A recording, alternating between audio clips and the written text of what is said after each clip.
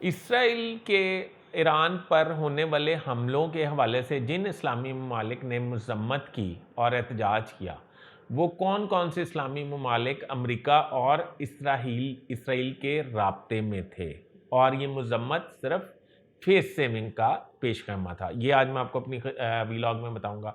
दूसरा, मैं आपकी खिदमत में अर्ज़ करूंगा कि अमरीकी ईरान पर हमले के बाद कौन कौन से ममालिक ने मज़म्मत की और कौन कौन से ममालिक अमेरिका के साथ राब्ते में थे। मैं बराए मेहरबानी मेरा चैनल सब्सक्राइब कर लें, बेल आइकन के बटन को दबा दें, मैं आपका बड़ा मशकूर रहूँगा। आपकी मोहब्बत और उनसियत की वजह से मेरे चैनल पे व्यूज़ अच्छे आने शुरू हो गए हैं। मैं रिक्वेस्ट करूँगा कि इसको लाइक भी किया करें, कमेंट्स भी किया करें, शेयर भी किया करें। अच्छा जी, अमेरिका ने जब हमला किया ईरान पे तो बहुत सारे ममालिक जो हैं इस्लामी ममालिक, उन्होंने मज़म्मत की और ये कहा कि अमेरिका ने बहुत ज़्यादती की है ईरान पे हमला करके। तो अब दूसरी बात ये कि जब ईरान पर हमला हुआ तो किस मुल्क ने अपनी एयर स्पेस जो है इसराइल को इस्तेमाल करने की इजाज़त दी थी? वो कौन सा मुल्क था? वो जिसमें उनके ईरान के आर्मी चीफ और एटमी जौहरी साइंसदान और आला शख्सियात जो हैं वो शहीद हुई थी। वो जो त्यारे बमबारी करके गए थे या वो जो मिसाइल इस्तेमाल हुए थे, वो कौन से मुल्क की एयर स्पेस से इस्तेमाल हुए थे? जी, उसके मुल्क का नाम था जी सऊदी अरब। सऊदी अरब ने वो एयर स्पेस इस्तेमाल करने की इसराइल को इजाज़त दी थी और सऊदी अरब ईरान के साथ खुल के खड़े होने की मतलब बयानात भी देता रहा, इसराइल का ईरान पे हमले की मज़म्मत भी करता रहा और ये भी कहता रहा कि सऊदी अरब जो है माली और तमाम तरीके से अखलाकी तौर पे ईरान के साथ खड़ा है और इसराइल के इस हमले को कंडेम करता है। अब दूसरी बात ये है कतर ने मज़ामत की। तो समझे ही गल्फ, उसमें बुक्के में समझा ही नहीं जाता।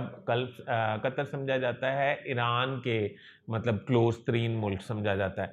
अब ये जितने ममालिक हैं जो मज़म्मत कर रहे थे, ये अमरीकी हमले के बाद भी मज़म्मत कर रहे थे, उस पे American foreign minister Marco Rubio जो हैं वो CNN पे एक इंटरव्यू दे रहे हैं, जिसमें इससे पहले मैं एक और बात बताता हूँ कि न्यूयॉर्क टाइम ने ये बात मतलब लिखी है अपने आर्टिकल में। अथेंटिक अखबार है, जरीदा है अमेरिका का, उसमें ये लिखा है कि अमेरिका ने ईरान पर हमले से कबल, उनकी एटमी साइड पर हमले से कबल उनको पहले इन्फॉर्म कर दिया था। ठीक है जी, नंबर एक, इसीलिए कोई नुकसान नहीं हुआ था एटमी।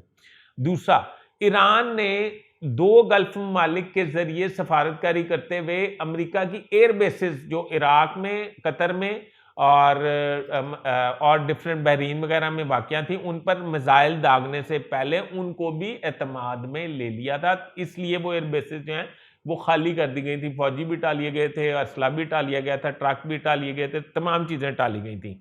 अच्छा, अब ये सूरत हाल है कि जब अमेरिका ने हमला किया तो मार्को रूबियो ये कहते हैं, जब एंकर ने उनसे सवाल पूछा कि ये बताएं कि किस तरीके से ये इतने ममालिक मज़म्मत कर रहे हैं, तो उन्होंने कहा जितने ममालिक मज़म्मत कर रहे हैं वो अंडर कवर हमारे से राब्ते में हैं और हमें ये कह रहे हैं कि आपने ठीक हमला किया है। यानी कि ये मार्को रूबियो का बयान है।